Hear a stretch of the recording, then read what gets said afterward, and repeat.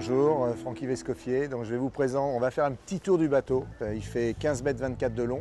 Donc ça, c'est la longueur maximum autorisée pour tous les multi 50. Personne ne viendra avec un bateau plus court, bien sûr, il n'a pas intérêt à le faire. On a un tirant d'air autorisé de 23,80 mètres, c'est-à-dire le tirant d'air, c'est de la surface de l'eau au point extrême, le plus haut du mât, bien sûr, parce que c'est 23,80 mètres. Certains peuvent être en dessous, comme Fenêtre par exemple.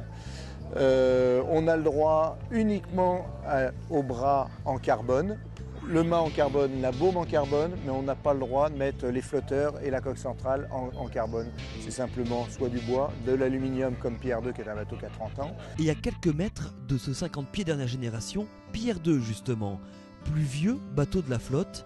La circonférence du globe, il la connaît.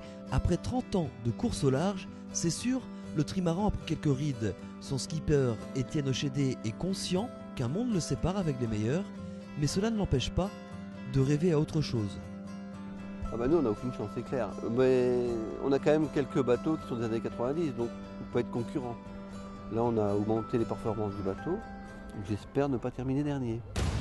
À quelques heures du départ, dernière confidence entre concurrents, entre marins plus exactement. En fait, ouais, j'ai un point fixe. Un point fixe pour la l'entrée et après t'as le bardeur. C'est la philosophie des marins, je dirais. La Loue, ça fait super longtemps qu'on se connaît. On se retrouve là dans la classe 50, mais c'est avec plaisir. Moi, j'ai strictement rien à cacher. Enfin, il y a vraiment très bonne ambiance.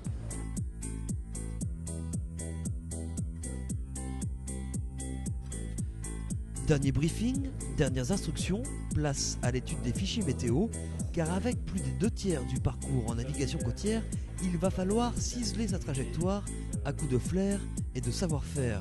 Ce dimanche, à midi, place à la course, les 9 multicoques largueront les amarres vers 10 h et mettront cap sur la Russie, sur Saint-Pétersbourg.